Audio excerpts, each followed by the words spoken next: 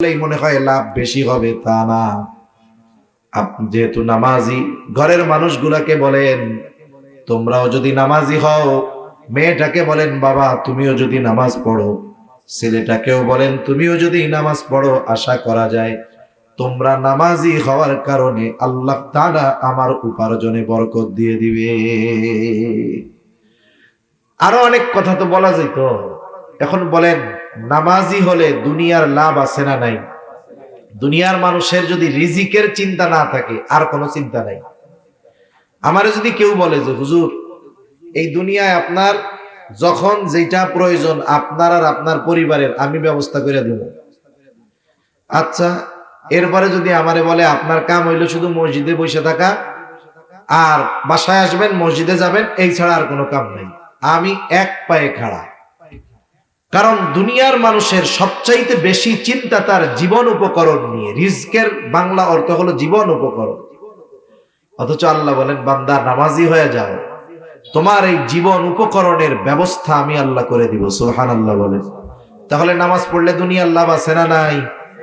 আছে। যারা পড়েন তো আলহামদুলিল্লাহ, যারা পড়েন না নিজেরা শুরু করেন, ঘরের মানুষগুলোকে নিয়ে একসাথে শুরু করেন, ইনশাআল্লাহ বরকতের দুয়ার আল্লাহ খুলে দিবে। সাথে সাথে জাহান্নাম থেকে বাঁচা যাবে। কারণ জাহান্নামীরা জাহান্নামে যাওয়ার এক নাম্বার কারণ কি বলবে? আমরা মুসল্লি ছিলাম না, আর আমরা মুসল্লি হব। আমরা কি হব? জবান খুলে বলেন তো। মুসল্লি হবে। আর 5-7 মিনিট কষ্ট দিব, কষ্ট হবে না তো?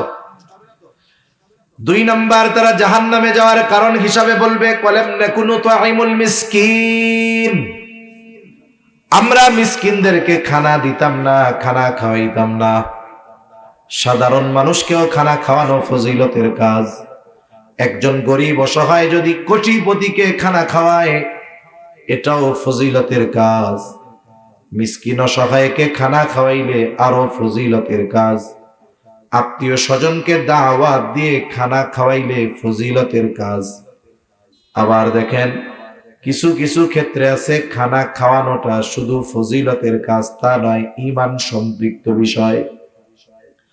কারো প্রতিবেশী যদি অভাবী হয়, অভুক্ত হয়, নবীজি বলেন লাইসাল মুমিন আল্লাযী ইয়াশবাউ, ওই ব্যক্তি মুমিন নয় যে নিজে পেট পুরে খায় আর তার পাশে তার প্রতিবেশী অভুক্ত থাকে। নবীজি বলেন ওই লোকটা মুমিন নয়। এজন্য প্রতিবেশীর দিকে আমরা একটু নজর দিব।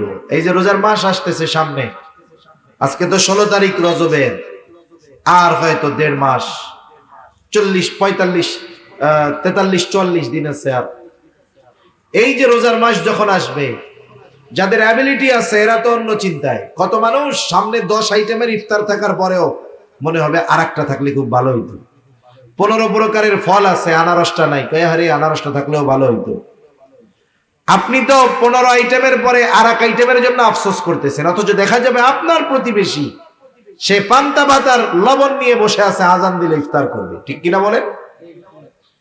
এজন্য এই মানুষগুলোর দিকে আমাদের খেয়াল রাখতে হবে। অনেক মানুষ আছে পরিশ্রমের কাজ করে, আবার রোজাও রাখে।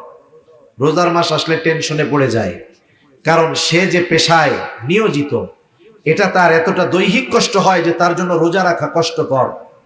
এরকম যদি থাকে, আপনি ওই রোজাদারকে বলেন যে আপনারা স্বামী স্ত্রী 2 জন টেনশন নিয়ে, আল্লাহ আমারে দিছে এই গোটা রোজার মাস, আপনারা 2 জন আমার মেহমান, খাওয়ান, মেহমান হিসাবে খাওয়াবেন, তাইলে মেহমানদারির সওয়াব। সাথে সাথে খাওয়াইছেন রোজাদারকে খাওয়ানোর সওয়াব। সে যদি প্রতিবেশী হয়, প্রতিবেশী হওয়ার কারণে এক সওয়াব, আবার যদি দরিদ্র হয় তাহলে দরিদ্র হওয়ার কারণে আর এক সওয়াব। ঠিক কিনা বলে? চিন্তা করছেন এগুলা? সেজন্য মানুষকে খানা খাওয়ানোর অভ্যস্ত হওয়ার দরকার, বাট সেটা বিনিময়ের আশায় নয়। ওই যে আমাদের দেশে বিভিন্ন সময় বিভিন্ন অনুষ্ঠান করে, বিয়ের অনুষ্ঠান, আত্মীয় স্বজন দাওয়াত দিয়া দুমসে খাওয়াইয়া টেবিল একটা পাইতে বসে থাকে, ক্যাশ কাউন্টার দিয়ে রাখে। এটা কোনো সভ্য সমাজের সভ্য কাজ না। এগুলো ইউরোপ আমেরিকানদের কালচার। দাওয়াত দিয়া দিলে আমি তাহলে টাকা নিব কেন? সেজন্য দাওয়াত যাদেরকে দিব আগের থেকে বলে দিব, আপনি দাওয়াত তো নিলেন, আমার পক্ষ থেকে শর্ত হইল নো গিফট গ্রান্টেড, কোন এর বিনিময়ে কোনো কিছু গ্রহণ করা হবে না। কারণ সাহাবায়ে কেরাম মানুষদেরকে খানা খাওয়াইছেন কার জন্য বলেন? তারা কি বলতো খানা খাওয়ায় জানেন? তারা বলতো ইন্নামা নুতঈমুকুম লিওয়াজহিল্লাহি লা নুরিদু মিনকুম জাযাআন ওয়ালা শুকুরা। তারা বলে আমরা তোমাদেরকে খানা খাওয়াইছি আল্লাহর জন্য, যেহেতু আল্লাহর সন্তুষ্টির জন্য খাওয়াইছি, লা নুরিদু মিনকুম জাযাআন ওয়ালা শুকুরা, যেহেতু আল্লাহর সন্তুষ্টির জন্য খাওয়াইছি সুতরাং তোমাদের কাছ থেকে কোনো বিনিময় চাই না। অনেক সময় আমরা মানুষের কাছে আশা করি তার একটা উপকার করলাম, কমপক্ষে আমারে ধন্যবাদ তো দিবে। সাহাবায়ে কেরাম বলতো ওয়ালা শুকুরা, তোমরা আমাদের এই খানা খাওয়ানোর কৃতজ্ঞতা প্রকাশ করো, এটাও আমরা চাই না, কারণ খানা খাওয়াইছি আল্লাহর জন্য। এই খানা খাওয়ানোর বিনিময় যিনি আমাদেরকে দিবেন তিনি কে? এই জন্য মিসকিন অসহায়দেরকে খানা খাওয়াবো। জাহান্নামীরা তাদের জাহান্নামে যাওয়ার 3 নাম্বার কারণ বলবে ওয়া কুন্না নাখুদু মা'আল খাইদিন, অনর্থক মজলিসে কথাবার্তায় যারা লিপ্ত থাকতো আমরাও তাদের সাথে গিয়ে বসতাম, মিলতাম, থাকতাম। আফসোসের ব্যাপার, আমাদের দেশের অধিকাংশ চায়ের দোকানগুলো হলো অনর্থক মজলিসের মূল আখড়া। ঠিক কিনা কর? কোনো কাম কাজ নাই, চার দোকানে বৈশা চা চুমুক দিবে আর সিগারেট টানবে আর এর ওর দুর্নাম কইয়া বেড়াবে। মজলিস জমেই না যতক্ষণ না গীবত করা হয়। অপরের দোষ ত্রুটি বর্ণনা ছাড়া আমাদের মজলিসগুলা গরম হয় না, সমালোচনা ছাড়া মজলিস গরম হয় না। অথচ গীবত হলো একজনের মধ্যে যদি কোনো দোষ থাকে তার অনুপস্থিতিতে শুধুমাত্র মজা নেওয়ার জন্য, আলোচনার জন্য ওই দোষ ত্রুটি যদি আলোচনা করা হয় ওটা গীবত। কিন্তু যদি এমনটা হয় আলোচনা আপনারা করতেছেন 5 জন, ওই ব্যক্তির অনুপস্থিতিতে বলতেছেন কি ও তো এই কাজগুলা করে, ওরে সংশোধন করার দরকার, সংশোধনের নিয়তে আলোচনা করছেন ভিন্ন কথা, কিন্তু আমরা আলোচনা করি মজা নেওয়ার জন্য, এটা গীবত। এই গীবতের ব্যাপারে আল্লাহ তাআলা বলেন ওয়ালা ইয়াগতাব বা'দুকুম বা'দা আইয়ুহিব্বু আহাদুকুম আন ইয়াকুলা লাহমা আখিহি মাইতান ফাকারিহতুমুহ। আল্লাহ তাআলা বলেন তোমরা পরস্পরের গীবত কইরো না, দোষ চর্চা কইরো না।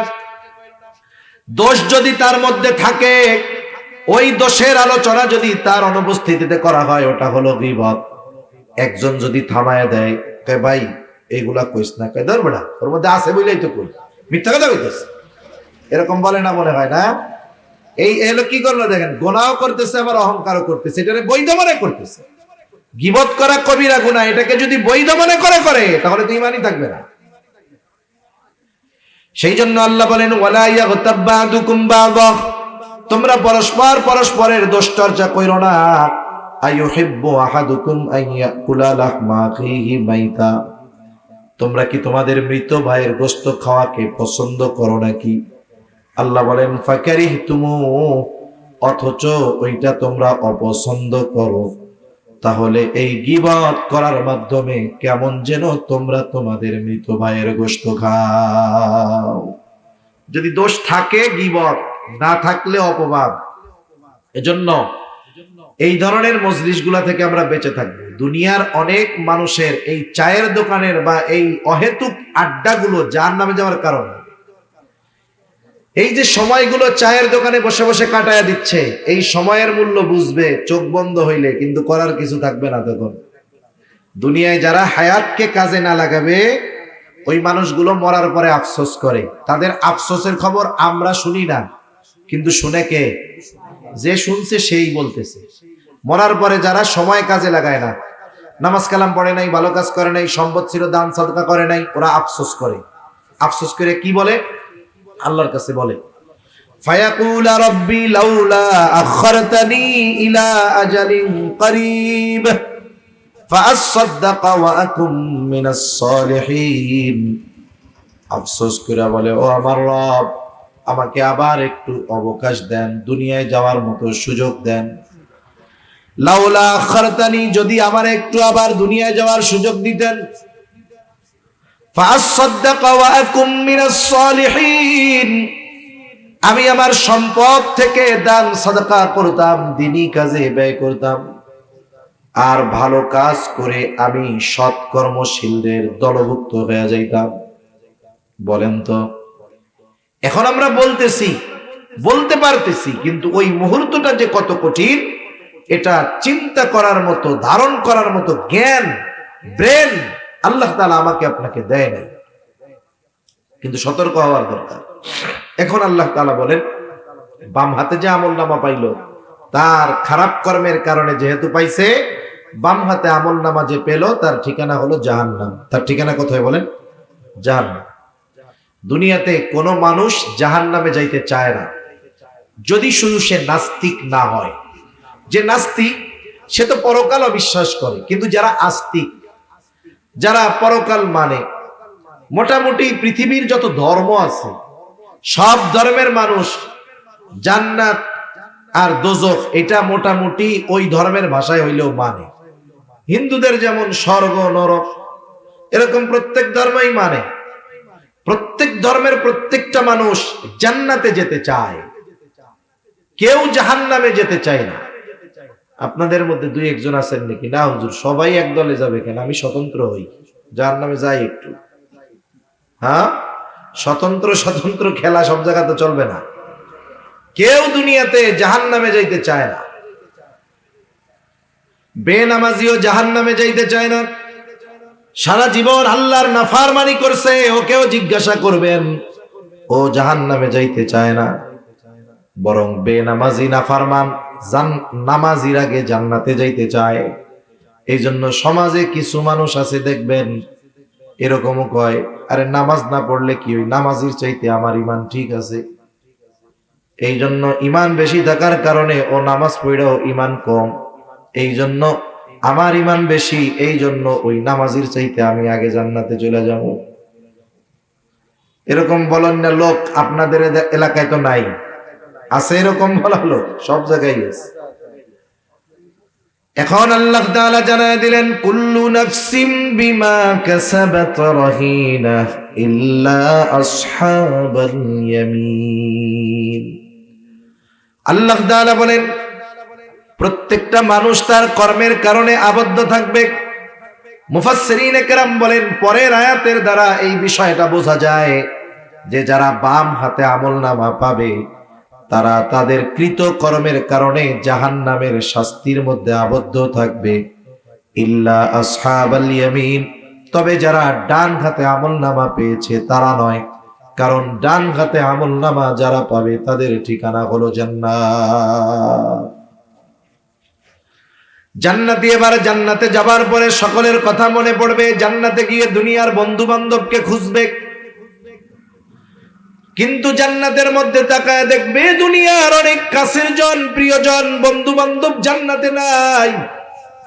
এইবার জান্নাতীরা পরস্পর আলোচনা করবে, কি ব্যাপার, দুনিয়া তো অমুক ভাই আমাগো সাথে ব্যবসা করতো, ওরে তো জান্নাতে দেখি না। আল্লাহ তাআলা সেই কথাই বলেন, ফি জান্নাতিন ইয়াতাসাআলুন।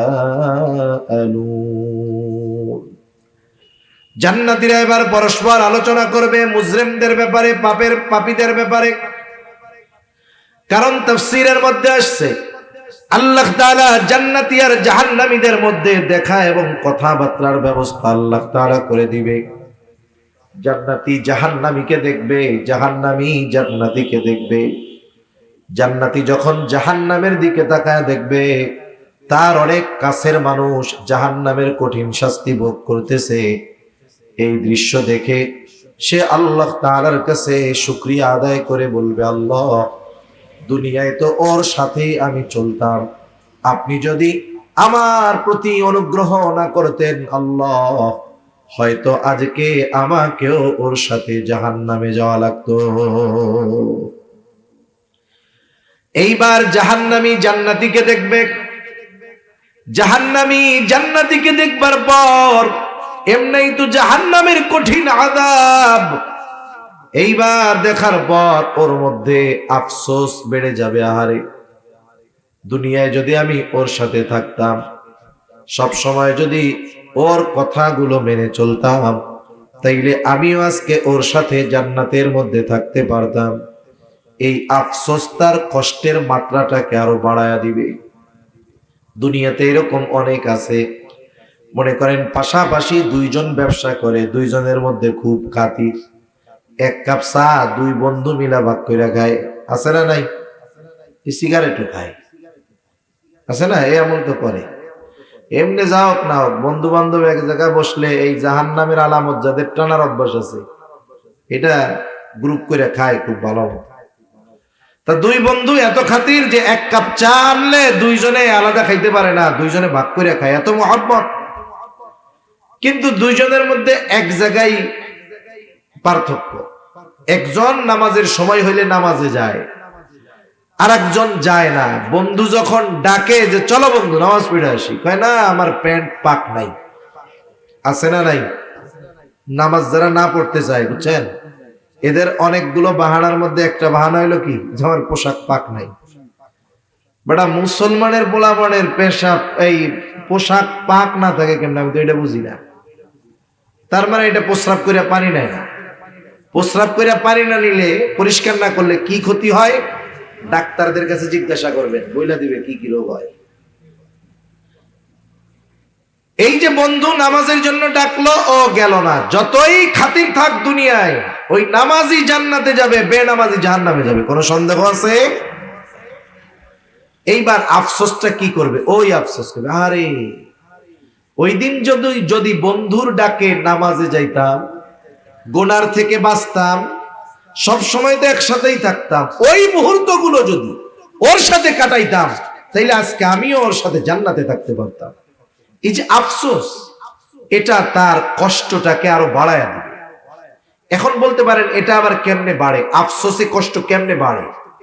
একটা উদাহরণ দিলে বুঝতে সহজ হয়। মনে করেন আপনি এক জায়গায় গেছেন, কক্সবাজারে গেছেন।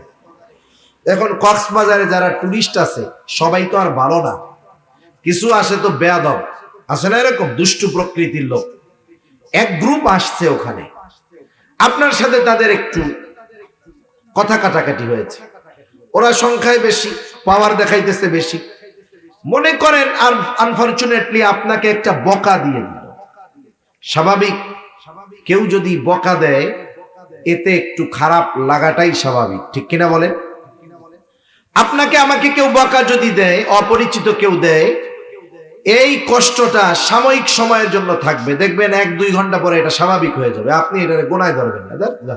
কে নাকি বলেন তো, ওই বকাটাই, যেই বকাটা ওই অপরিচিত লোকটা আপনাকে দিয়েছিল, ওইটা যদি আপনাকে আপনার পরিচিত একজন দেয়, ওই বকাটা, অপরিচিত লোক ওই বকা দিলে যেই কষ্ট পেয়েছেন, পরিচিত লোক যদি দেয় কষ্ট বেশি লাগবে না কম লাগবে? এভাবে করে স্টেপ বাই স্টেপ যাওয়ার পরে ওই বকাটা যদি আপনার সন্তান আপনাকে দেয়, বলেন তো এই বকাটা বিষাক্ত তীর হয়ে কলিজায় আঘাত করবে, ঠিক কিনা বলেন? শব্দ এক, কিন্তু শুধুমাত্র জবানের পরিবর্তনের কারণে কষ্টের কতটা পরিবর্তন হয়। এই জন্য মানুষের আফসোস অনেক সময় তাকে পীড়া দেয়, কষ্ট দেয়। এই কষ্টের কারণে অশান্তি আসে। ওই জাহান্নামীও ওই যে আফসোস করবে, গেছিলাম না কেন, যদি যাইতাম এই কষ্ট পাইতাম। এই আফসোস তার কষ্টের অনুভবকে আরো বাড়ায় দিবে। দুজনের মধ্যে দেখা হয়ে গেল, এবার কথোপকথনের ব্যবস্থা করে দিবেন আল্লাহ।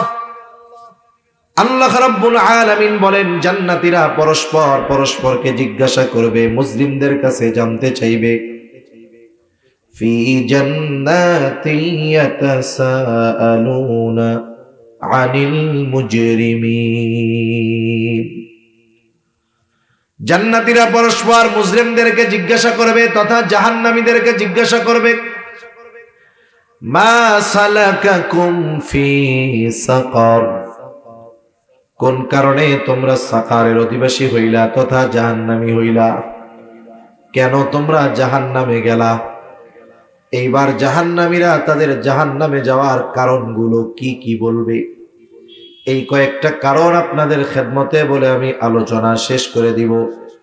তবে একটা বিষয় অনুরোধ থাকবে আপনাদের কাছে, ওই জাহান্নামে যাওয়ার কারণগুলো যদি এইখানের কারো মধ্যে থাকে, অবশ্যই অবশ্যই ওই কারণটাকে বের করে ফেলবো ইনশাআল্লাহ। নাকি রাইখা দিব? রাখবেন? আপনি ডাক্তারের কাছে গেছেন, ডাক্তার টেস্ট মেস্ট কইরা বলল যে আপনার শরীরের মধ্যে এই জায়গায় যে কোনো একটা টিউমার হয়েছে, এটা কিন্তু যদি বড় হয় পরে এটার থেকে কিন্তু ক্যান্সার হইতে পারে, এখন কিন্তু ছোট আছে।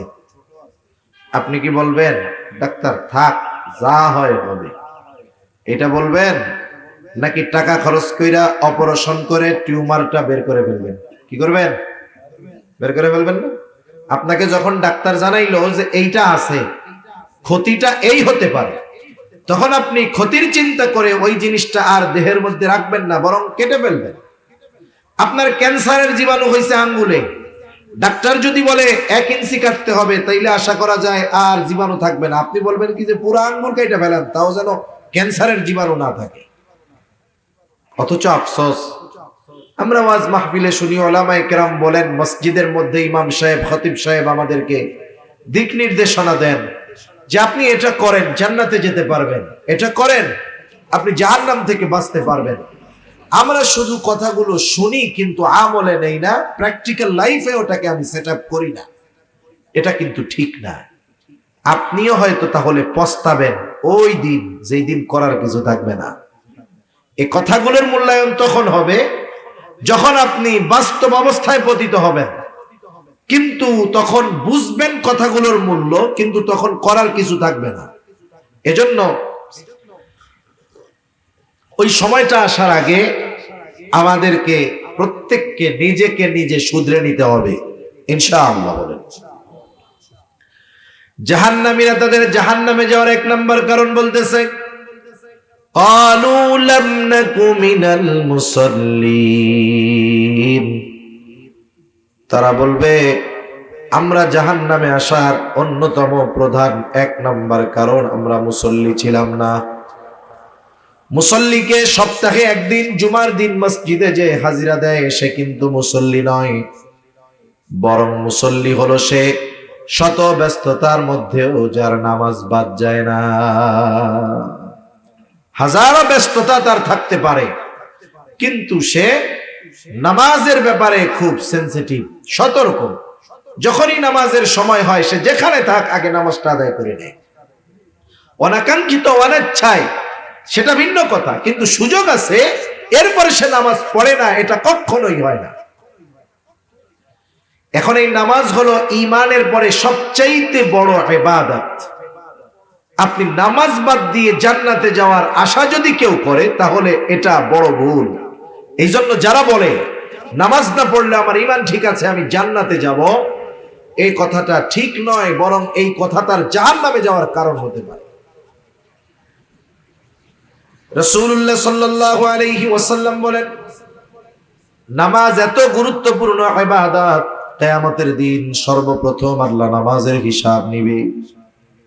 নবীজি বলেন, আউয়ালু মা ইউহাসাবু বিহিল আবদু ইয়াউমাল কিয়ামাতিস সালাত। কিয়ামতের দিন সর্বপ্রথম নামাজের হিসাব নেওয়া হবে। আর এক হাদিসের মধ্যে নবীজি একটু বাড়ায়া বলেন, যার প্রথম হিসাবটা সহজ হয়ে যাবে তার জন্য বাকি হিসাব যিনি সহজ করে দিবেন তিনি কে? সেজন্য কিয়ামতে যদি অন্যান্য হিসাব থেকে সহজে বাঁচতে হয় তাহলে নামাজটাকে ঠিক করার দরকার আছে না নাই? এই যে রজব মাস চলতেছে, অনেক জায়গায় দেখবেন মেরাজ নিয়ে আলোচনা হবে। মেরাজের মূল শিক্ষা, মূল হাদিয়া ছিল এই নামাজ। আল্লাহ সুবহানাহু ওয়া তাআলা বান্দার সাথে তার সংযোগ স্থাপনের এই হাদিয়া নামাজ, এটা নবীজি যখন মেরাজে গেছেন উম্মতের জন্য হাদিয়া দিয়েছেন। সেজন্য নামাজ হলো ঈমানের পরে সর্বশ্রেষ্ঠ ইবাদত। এখন আসেন মানুষ নামাজ পড়ে না কেন? নামাজ না পড়ার অনেক কারণ আছে না? মানুষ নামাজ পড়তে পারে না বা পড়ে না তার কর্মব্যস্ততার কারণে। এত বড় বিশাল বাজার, এই বাজারের মসজিদ, প্রত্যেক বাজারের প্রত্যেক দোকানদার যারা মুসলিম আছে, অমুসলিম যারা তাদের কথা বাদ, প্রত্যেক মুসলমান দোকানদার যদি দোকানটা বন্ধ করে নামাজে যায়, আমার মনে হয় আপনাদের মসজিদে জায়গা সংকুলন হবে না। হবে বলেন? হবে না। এটা বড় একটা বাজার, শত শত সিএনজি থাকে, ইজি বাইক থাকে, অটো থাকে, বাস থাকে, তার স্টাফেরা থাকে, অন্যান্য অনেক মানুষ থাকে। একটা দোকানে একজন থাকে তা নয়, অনেক দোকানে একাধিক ব্যক্তি থাকে, 5, 6, 7 জন থাকে। এই যে মানুষগুলো তাদের কর্মব্যস্ততার কারণে নামাজ পড়ার সুযোগ পায় না। জিজ্ঞাসা করবেন কেন পড়ো না, বলবে ব্যস্ততার কারণে পড়তে পারতেছি না। সিএনজি ওয়ালা নামাজ পড়ে না, কেন পড়ে না? বলে প্যাসেঞ্জার টানতে টানতেই তো টাইম শেষ, নামাজ পড়তে পারি না। এই যে মানুষ যে কর্ম করে, সেটা চাকরি হোক, ব্যবসা হোক, অন্যান্য যে কোনো কাজ হতে পারে, তাহলে মানুষ এই কাজগুলো কেন করে বলেন তো? শখে করে, মানে এটা তার একটা হবি, শখ। শখে করে, পয়সার জন্য করে। কিসের জন্য করে? আরবিতে যদি বলি রিজিকের জন্য করে। কয় না যে রুটি রুজি অর্জন করতেছি, এই রুজি তো আরবি শব্দটারে আমরা আর কি বলি ওইভাবে, রুজির জন্য করে, রিজিকের জন্য সে পরিশ্রম করে। এখন আপনারা তো আশা করি এখানে যারা আছেন সকলে মুসলমান, আমার কথাটা যদি জবান ঠিক থাকে একটু উচ্চারণ করে জবাব দিবেন উঁচু আওয়াজে। বলেন তো, যেই রিজিকের জন্য একজন মানুষ রিজিক উপার্জন করতে গিয়ে নামাজ পড়ার টাইম পায় না, ওই রিজিকের মালিক কে? আর একটু জোরে বলেন, কে? আল্লাহ। মনে রাখবেন, রিজিকের মালিক তার বলে দেওয়া পদ্ধতি বাদ দিয়ে বাস্তবিক অর্থে রিজিক পাওয়া যায় না। রিজিক দুই ধরনের হয়, একটা হলো দৃশ্যমান আর একটা হলো বরকতময়। এজন্য দেখবেন অনেকে মাসে 1 লক্ষ টাকা উপার্জন করে, সংসারে 3 জন, এই টাকা দিয়ে তার হয় না, বরং মাস শেষে টানাটানি লেগে যায়। আবার একই পরিমাণ লোক বেতন পায় 10,000 টাকা, দেখা যায় মাস শেষে তার আরো 2,000 টাকা এক্সট্রা তার থেকে যায়। ঠিক কিনা বলেন? এজন্য ফিগারের উপরেই যে রিজিক বরকত তা নয়, আল্লাহ তাআলা চাইলে কমের মধ্যে বরকত দিতে পারেন। এজন্য মানুষ যদি রাজ্জাকের ফর্মুলা বাদ দিয়ে রিজিক তালাশ করে, সে পেতে পারে, কিন্তু ওই পাওয়াটা বা ওই রিজিকটার মধ্যে কোনো বরকত থাকবে না। এখন আসেন, নামাজ পড়লে আমাদের কি লাভ? দুনিয়ার লাভের কথাটা শুনি। আর নামাজ হলো এমন এক ইবাদত, এটা একা পড়লে হবে না, তো আপনার অধীনস্থ যারা আছে এদেরকেও নামাজি বানাতে হবে। একটা সময় শহর বা গ্রাম, প্রত্যন্ত অঞ্চল সব জায়গায় ছিল, মুরব্বীরা সকালবেলা উঠতেন, উঠে ঘরের সকলকে জাগিয়ে দিতেন নামাজের জন্য। যারা পুরুষ ছিল, প্রাপ্তবয়স্ক ছিল, এরা মসজিদে চলে যেত, মেয়েরা মহিলারা উঠতো, বরং আরো আগে মহিলারা উঠতো। গ্রাম অঞ্চলে আমরা দেখেছি ছোটবেলাতে যে ফজরের নামাজ পড়ে পুরুষরা বাসায় আসার আগে আগে দেখা যাইতো মহিলারা নামাজ পড়ে উঠান ঘর পরিষ্কার করে অলরেডি তারা কোরআন পড়া শুরু করে দিয়েছে। সময়ের বরকত ছিল। কিন্তু এখন আমরা চাকচিক্যময় বাতি, মোবাইল, এগুলো আমাদের রাতের ঘুম হারাম করে দিয়েছে। এখন ঘুমাই আমরা ফজরের পরে, উপায় নেই। সেজন্য হায়াত ছোট হয়ে গেছে, আমাদের হায়াত আমাদের ছোট হয়ে গেছে। কেমন যেন মনে হয় এই তো শুক্রবার গেল, আর একটা চলে আসতেছে। হায়াতের বরকত নষ্ট হয়ে গেছে। কিন্তু যারা নামাজি, যারা একটা ডিসিপ্লিনের মধ্যে তাদের জীবনযাপন করে, এদের সময়ের বরকত ঠিকই আছে। এজন্য নামাজ মানুষকে এমন এক জীবনে অভ্যস্ত করে, যেই জীবনে নিয়মতান্ত্রিকতা থাকে, নিয়মানুবর্তিতা থাকে। আমরা লেখাপড়া যারা করেছেন, স্কুলে হোক, হাই স্কুলে হোক, আমরা ডিসিপ্লিন একটা কম্পোজিশন রচনা পড়েছি। এই যে নিয়মানুবর্তিতা, এটা জীবনের জন্য বড় একটা দরকার। ধর্মীয় অনুশাসন মেনে নেওয়ার মাধ্যমে, মেনে চলার মাধ্যমে একটা মানুষের লাইফে ডিসিপ্লিন আসতে পারে, নাইলে অসম্ভব, কিয়ামত পর্যন্ত সম্ভব না। এক নিয়মতান্ত্রিকতার মধ্যে জীবন যাপন করা ইসলামবিহীন সম্ভব নয়। এখন আসেন, নামাজ তো একা পড়লে হবে না। নামাজ পড়ে আপনি জাহান্নাম থেকে নিজে বাঁচবেন তা হবে, আপনার অধীনস্থকে বাঁচাতে হবে না, কারণ নির্দেশ আল্লাহ তাআলার। আল্লাহ তাআলা বলেন, ইয়া আইয়ুহাল্লাযীনা আমানু কু আনফুসাকুম ওয়া আহলিকুম নারা। আল্লাহ তাআলা বলেন, হে ঈমানদারেরা, নিজে জাহান্নামের আগুন থেকে বাঁচো, অধীনস্থদেরকে বাঁচাও। তার মানে নিজে বাঁচবা ইবাদতের মাধ্যমে, গুনার থেকে বাঁচার মাধ্যমে, অধীনস্থদেরকেও এইগুলো করানোর মাধ্যমে তাদের জাহান্নাম থেকে বাঁচাও। তাহলে নামাজ একা পড়লে হবে না, ঘরের মানুষদেরকে নিয়ে পড়তে হবে। আপনি যদি নামাজি হয়ে যান, আপনার ঘরের মানুষগুলো, আপনার সন্তান, আপনার স্ত্রী, আপনার কন্যা যদি নামাজি হয়ে যায়, লাভটা কি? আমার কথা নয়, আল্লাহ বলেন, ওয়া উমুর আহলাকা বিসসালাতি ওয়াসতাবির আলাইহা লা নাসআলুকা রিজকা নাহনু নারযুকুকা ওয়াল আকিবাতু লিত্তাকওয়া।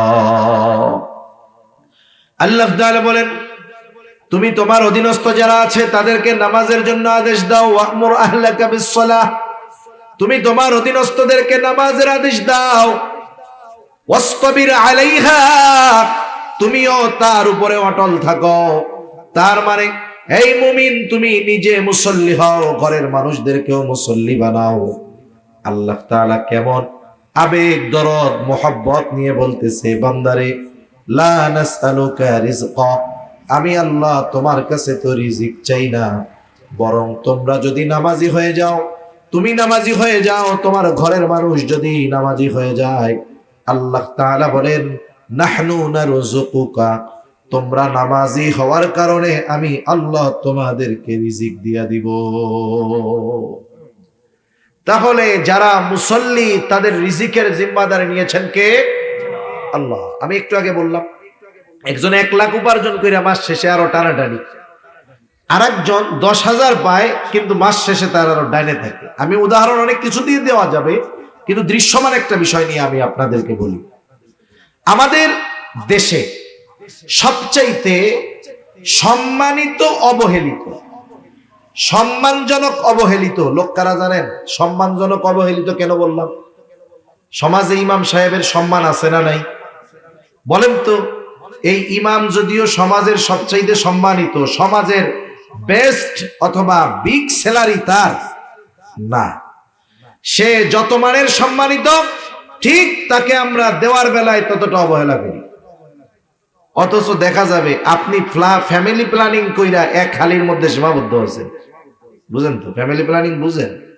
ফ্যামিলি প্ল্যানিং কইরা এক হালি মানে 4 জনের মধ্যে আপনি আপনার জীবন গুছায় ফেলছেন, আপনি, আপনার স্ত্রী আর 2টা সন্তান।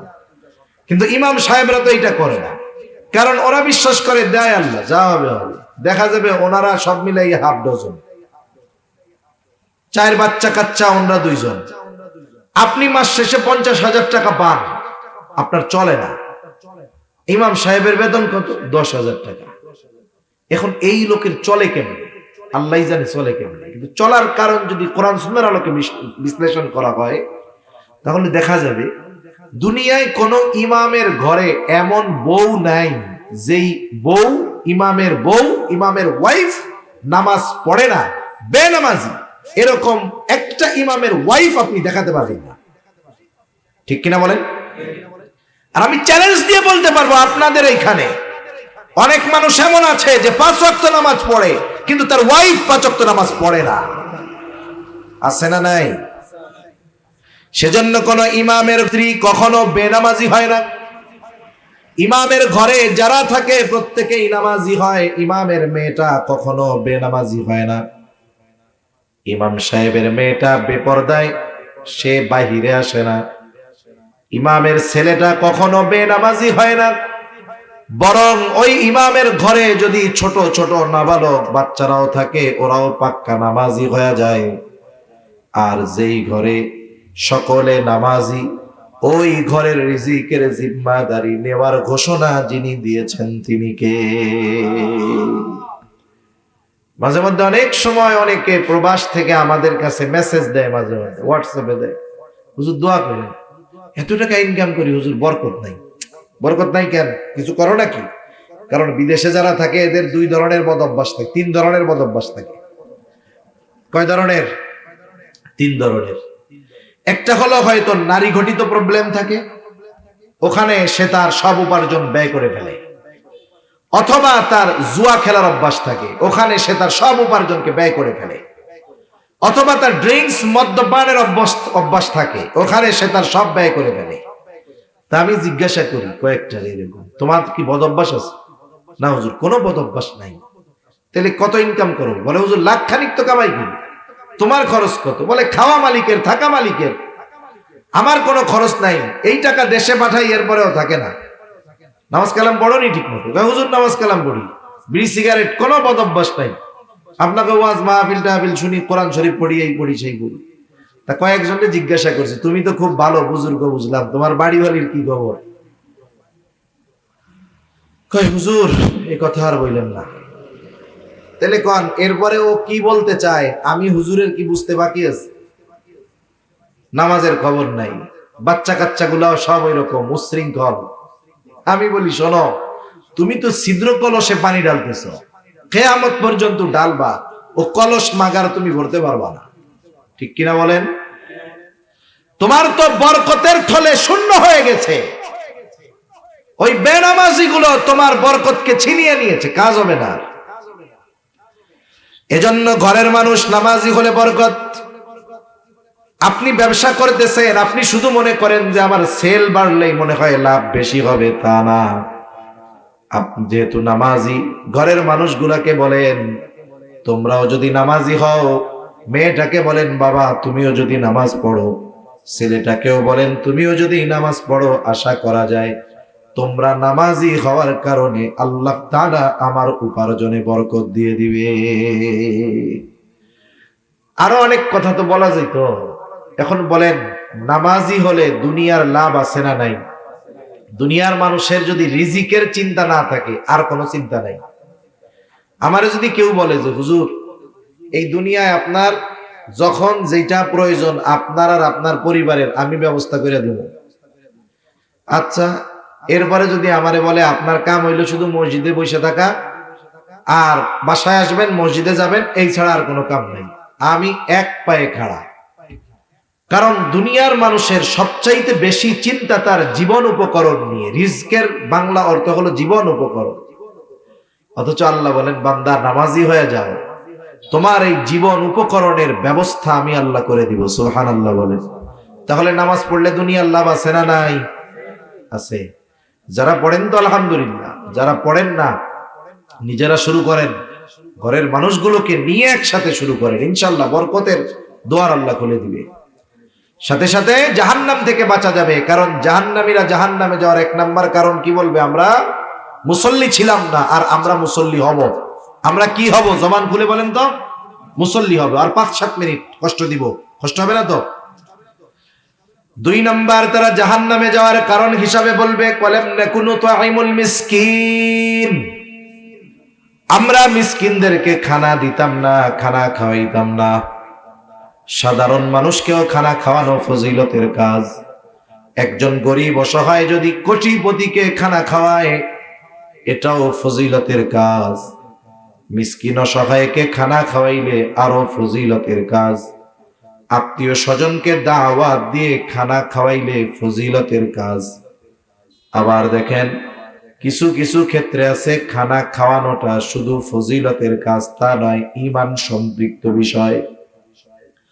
কারো প্রতিবেশী যদি অভাবী হয়, অভুক্ত হয়, নবীজি বলেন লাইসাল মুমিন আল্লাযী ইয়াশবাউ, ওই ব্যক্তি মুমিন নয় যে নিজে পেট পুরে খায় আর তার পাশে তার প্রতিবেশী অভুক্ত থাকে।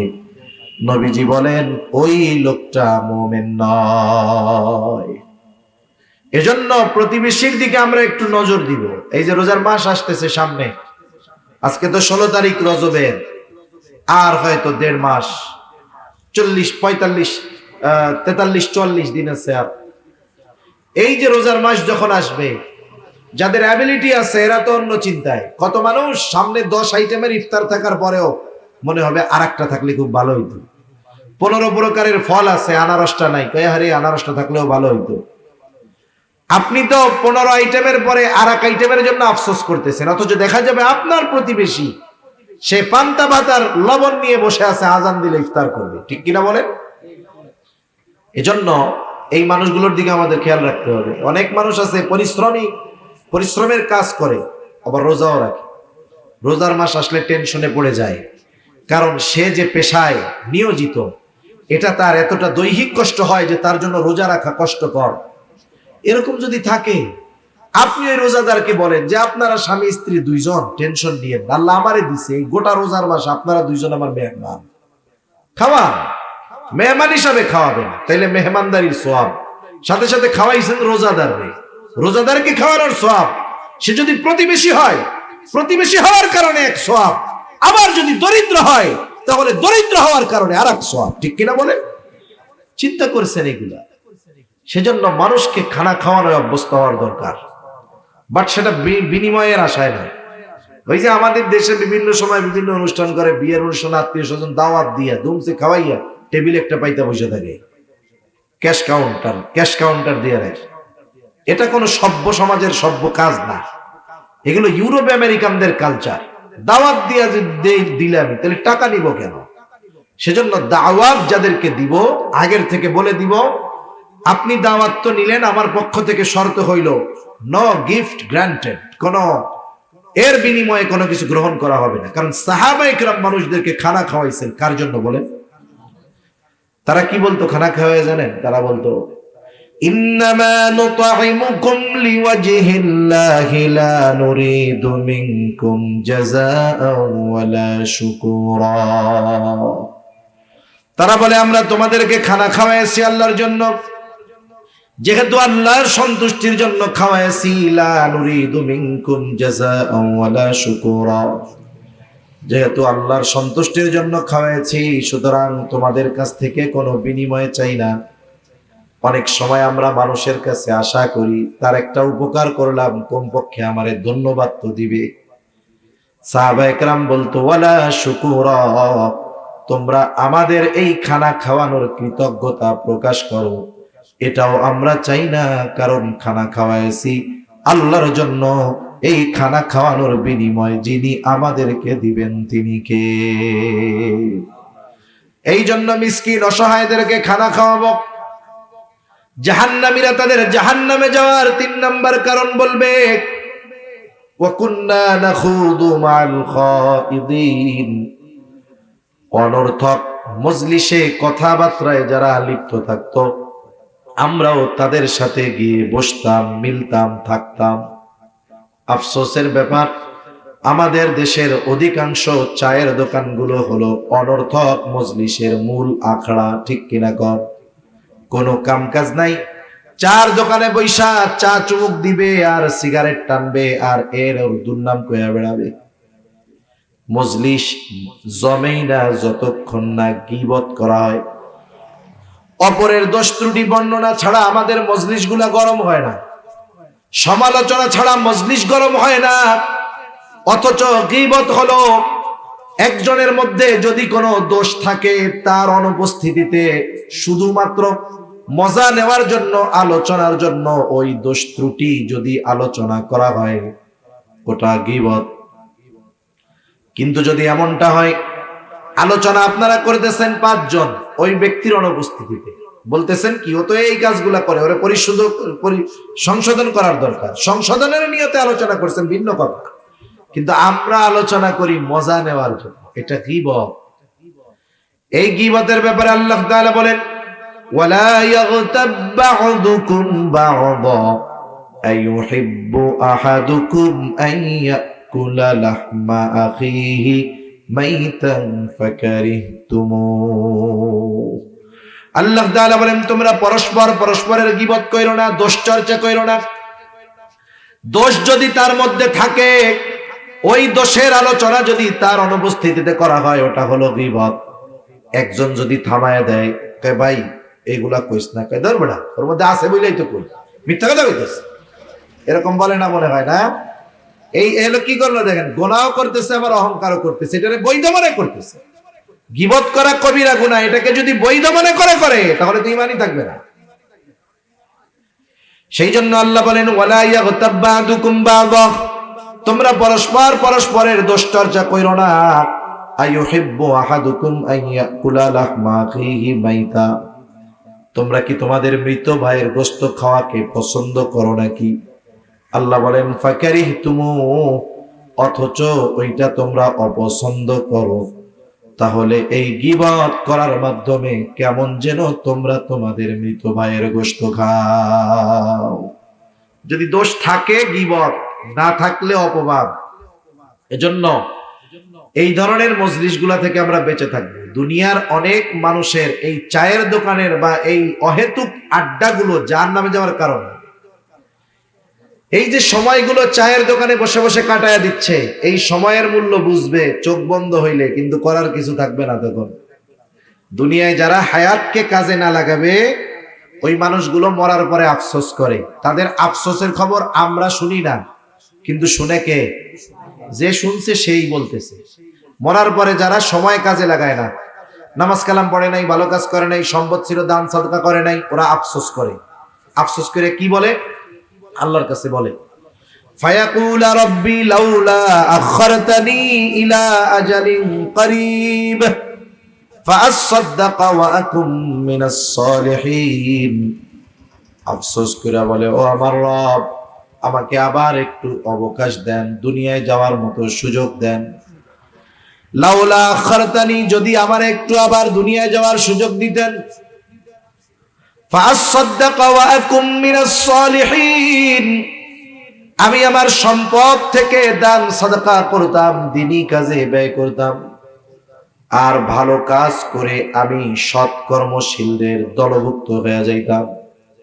বলেন তো, দুনিয়ার হায়াতটা চায়ের দোকানে বসে অহেতুক কর্মকাণ্ডে লিপ্ত হয়ে যারা দুনিয়ার এই মূল্যবান সম্পদ হায়াতটাকে শেষ করে দিল, মরার পরে যদি আল্লাহ তাআলার কাছে একটা মুহূর্তের জন্য সুযোগ চায়, সময় চায়, হায়াত চায়, যতই আবেগ নিয়ে দরদ নিয়ে বলুক না কেন, বলেন তো তাকে পুনরায় একটা মুহূর্তের জন্য দুনিয়ায় ফেরত আসতে দেওয়া হবে নাকি?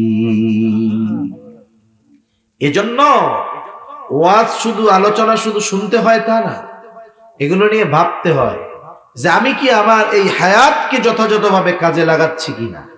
এগুলো বাসায় গিয়ে মাথার সাথে, বালিশের সাথে মাথা লাগা একটু ভাববেন যে আমি যদি আজকে মারা যাই, তাহলে আমি কি আল্লাহর সামনে আমার বিগত হায়াতের জবাব দিতে পারবো কি? আপনি যদি মনে করেন যে না পারবো, কোনো অসুবিধা নেই, তাহলে তো আপনি আল্লাহর ওলি।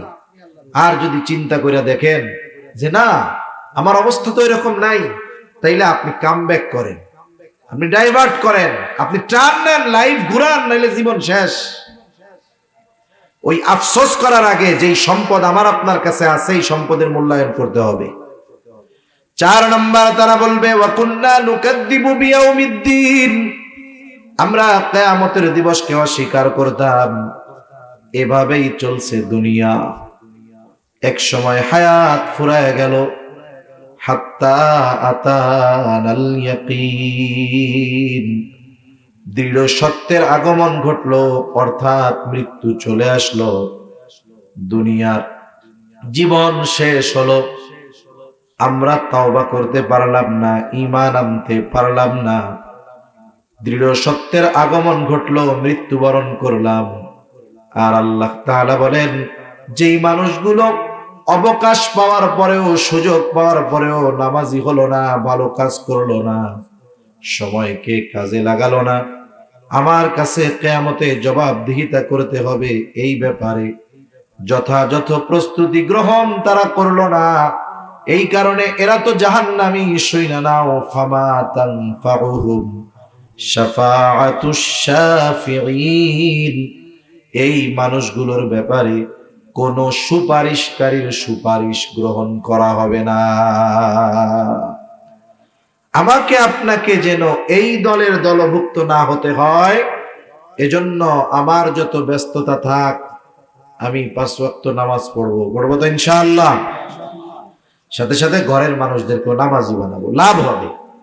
যারা প্র্যাকটিসিং মুসলমান, 5 ওয়াক্ত নামাজ যারা পড়ে, যাদের ঘরের মানুষ নামাজি, আপনি তাদের সাথে এগুলো শেয়ার করবেন, দেখবেন তার প্র্যাকটিক্যাল বাস্তব জীবনে সে কতটা সুখী সে কতটা ডিপ্রেশন মুক্ত আপনি তার সাথে আলোচনা করলে বুঝতে পারবেন।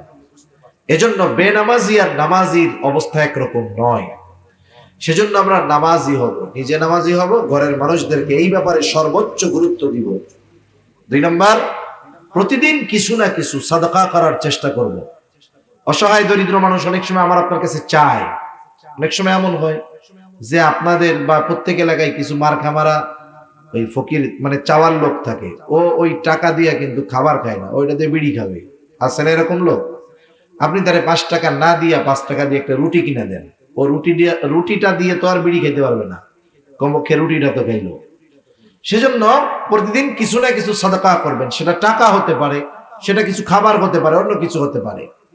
এরপরে 3 নম্বর, অহেতুক মজলিস গুলা থেকে বাঁচতে হবে। আপনার টাইম আছে, সময় আছে, আপনি এই সময়ের মধ্যে কোরআন পড়েন, দিন শিখেন।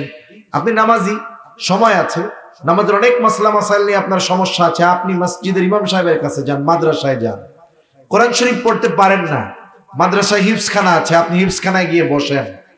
হিফজখানার শিক্ষক মোহতামিম সাহেব বলবে নাকি ধর্মিয়া কোরআন শুনতে আইছেন, যান বাগায়া দিবে এরকম? বরং আপনি প্রত্যেক দিন গেলে আপনার চা নাস্তা খাওয়াবে, এটা খাওয়াই আরো কোরআন শোনার ব্যবস্থা করে দিবে। এজন্য জীবনের সময়গুলোকে ভালো কাজে ব্যয় করার চেষ্টা করবো ইনশাআল্লাহ।